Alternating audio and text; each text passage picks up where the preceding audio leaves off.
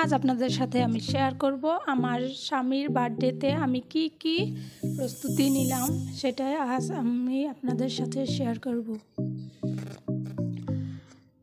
এই তো আমি কড়াইতে তেল এবং পেঁয়াজ বসিয়ে দিয়েছি। আজ আমার গ্রাইন্ডার মেশিনটা নষ্ট হয়ে গেছে, সেই জন্যে আজ আমি পাটায় বেটে মশলা বেটে নিয়েছি।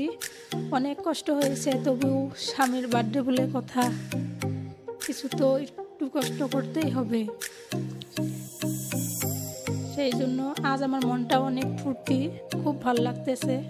আজ আমার স্বামীর বার্থডে বলে কথা। এই তো আমি মশলাগুলো দিয়ে দিলাম, কি প্রস্তুতি নিলাম এবং কি করলাম স্বামীর বার্থডেতে, সেটাই আজ আপনাদের সাথে শেয়ার করব। এই তো আমি মরিচের গুঁড়া দিয়ে দিয়েছি।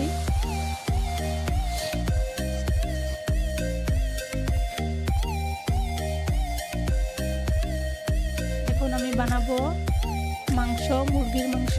এই তো হলদি গুঁড়া দিয়ে দিয়েছি। মুরগির মাংসটা কীরকম করে বানালাম সেটাই আজ আপনাদের দেখাবো, এবং আপনারাও এরকম করে বানিয়ে দেখবেন, অনেক সুস্বাদু হয়। এতে আমি লবণ দিয়ে দিয়েছি, এগুলো লাড়াচাড়া করতেছি। খুব ভালো করে লাড়াচাড়া করে নেওয়ার পরে তারপর অল্প পানি দিয়ে দিলাম। এগুলো মশলা বাটার পানি ছিল, সেগুলোই দিয়ে দিয়েছি।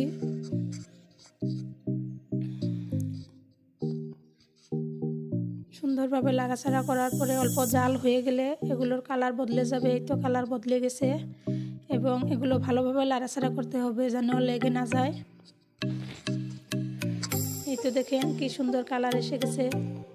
তারপর এখানে দিয়ে দিলাম মুরগির মাংস। তারপর এগুলো লাড়াচাড়া করে নিতে হবে।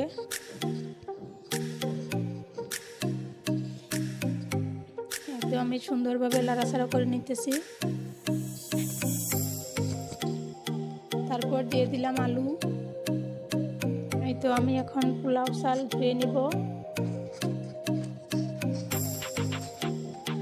খুব ভালোভাবে ধুয়ে নিব।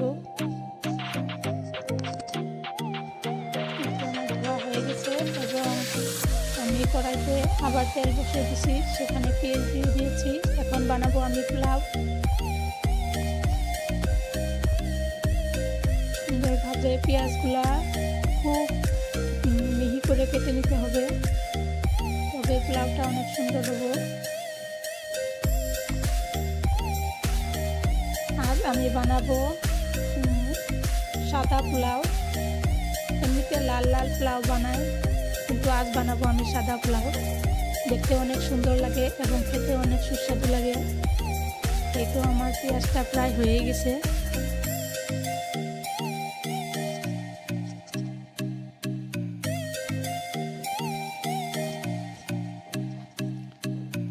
আপনারা দেখতে পাচ্ছেন পেঁয়াজ প্রায় হয়ে গেছে।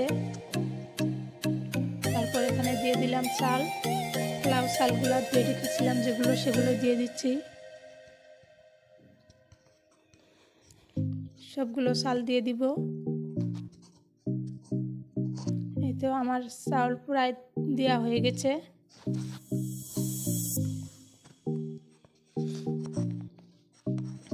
তো বন্ধুরা সাথে থাকুন, স্কিপ না করে। কি করলাম সেটাই আজ আপনাদের দেখাবো।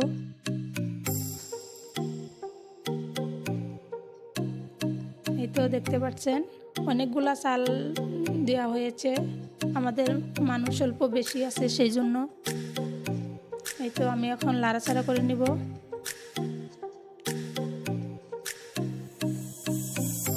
সুন্দরভাবে লাড়াচাড়া করে নিতেছি। এই তো আমি সুন্দরভাবে মিশিয়ে নিচ্ছি পেঁয়াজগুলোর সাথে। সবগুলো ভালোভাবে মিশিয়ে নিতে হবে।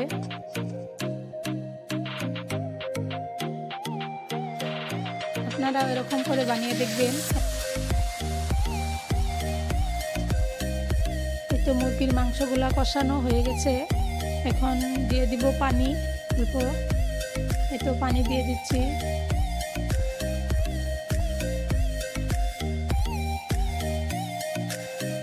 এই তো বন্ধুরা দেখতে পাচ্ছেন চাউলগুলো ভাজা হয়ে গেছে।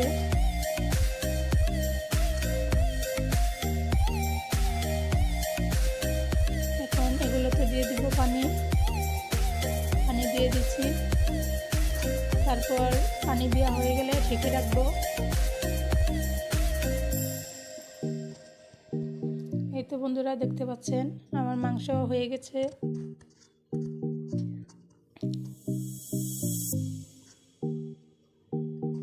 পোলাও আপনারা এভাবে বানিয়ে দেখবেন, অনেক সুস্বাদু লাগে। খেয়ে দেখবেন কত নরম হয় পোলাওগুলা। এই তো আমার মাংস হয়ে গেছে এবং পোলাও হয়ে গেছে। দেখতে পাচ্ছেন বন্ধুরা কত সুন্দর লাগছে।